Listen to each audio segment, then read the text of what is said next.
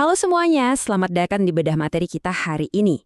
Coba deh sebelum kita mulai, saya minta Anda lakuin satu hal kecil. Bayangin aja secara fisik, Anda lagi pegang sebuah buku tebal di kedua tangan Anda. Rasain beratnya, rasain tekstur sampulnya, dan coba dengar suara halamannya pas Anda bolak-balik. Nah, buku yang ada di balangan Anda ini bukan buku fiksi atau buku sejarah biasa ya. Ini adalah pondasi dari pembahasan kita hari ini. Sebuah eksplorasi mendalam dari karya penomotivasi tentang sesuatu yang sejujurnya nempel banget sama eksistensi kita sehari-hari. Oke, mari kita bahas lebih dalam. Pernah kepikiran gak sih buat bener-bener berhenti sejenak dan ngebayangin gimana kalau hidup Anda itu persis kayak sebuah buku? Bahwa kita semua ini sebenarnya adalah penulis dari sebuah mahakarya yang lagi ditulis secara terus-menerus. Ini bukan cuma kiasan puitis biasa ya. Materi yang kita bedah hari ini tuh ngebahas analogi ini dengan cara yang luar biasa terstruktur. Kalau kita benar-benar paham cara pandang ini bisa ngubah secara radikal gimana Anda ngelihat rutinitas pagi dan keputusan-keputusan kecil tiap harinya. Nah, kita masuk ke bagian pertama, metafora buku kehidupan. Mari kita samakan dulu persepsi kita soal pondasi konsep ini. Konsep ini tuh brilian banget dalam mengilustrasiin batas-batas mutlak dari eksistensi kita. Bayangin, di sisi kiri kita punya sampul depan yang ngewakilin tanggal lahir kita. Terus di sisi kanan ada sampul belakang, yaitu tanggal kematian kita nanti. Yang bikin konsep ini kerasa banget nampolnya adalah kenyataan kalau kita sama sekali nggak punya kendali atas kedua sampul ini. Udah ditetapin dari awal, kokoh dan bener-bener di luar kuasa kita. Kita kan nggak bisa milih kapan kita lahir, dan pastinya kita nggak bisa mastiin kapan buku itu bakal ditutup buat selamanya. Tapi, disinilah letak kebebasan kita. Walaupun sampulnya udah fix dan gak bisa diubah, lembaran-lembaran halamannya itu sepenuhnya milik kita. Tiap halaman ini ngewakilin hari-hari dalam hidup kita, lengkap dengan tindakan spesifik yang kita lakuin. Menurut sumber yang kita bahas, bentuk buku tiap orang itu beda-beda. Ada yang bukunya tebel banget, umurnya panjang. Ada juga yang tipis. Beberapa halamannya mungkin penuh petualangan seru yang asik banget buat dibaca ulang. Tapi, ya kalau mau jujur, banyak juga halaman penuh penyesalan yang rasanya pengen banget kita robek, buang, dan kita lupain selamanya kan? Dan itu ngebawa kita ke bagian kedua, membuka halaman baru. Mari kita lihat gimana konsep ini ngasih jalan keluar yang sangat menenangkan buat ngelepasin masa lalu kita. Aturan paling dasar dari buku kehidupan ini tuh sederhana tapi tegas. Sekali Anda mulai nulis, Anda nggak akan pernah bisa berhenti sampai buku itu benar-benar selesai.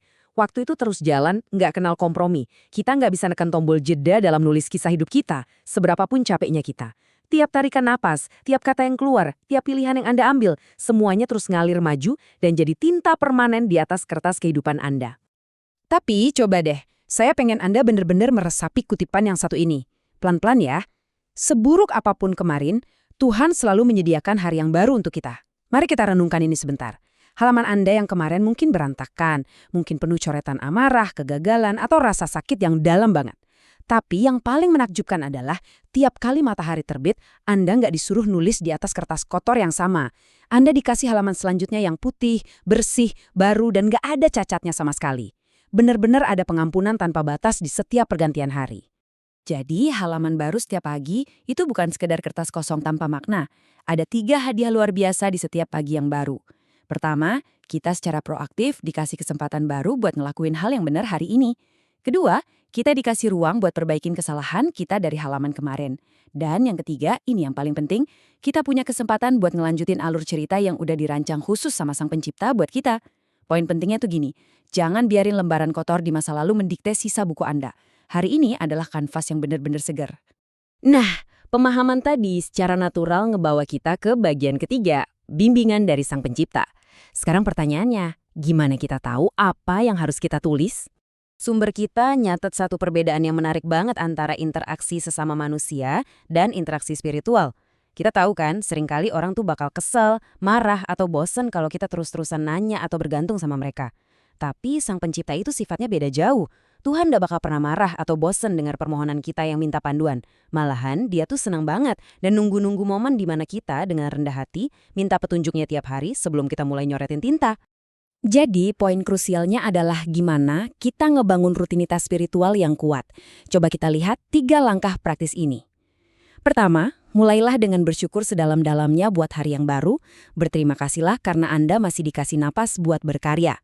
Kedua, bertanyalah secara spesifik ke Tuhan, kira-kira apa yang sebaiknya Anda tulis hari ini.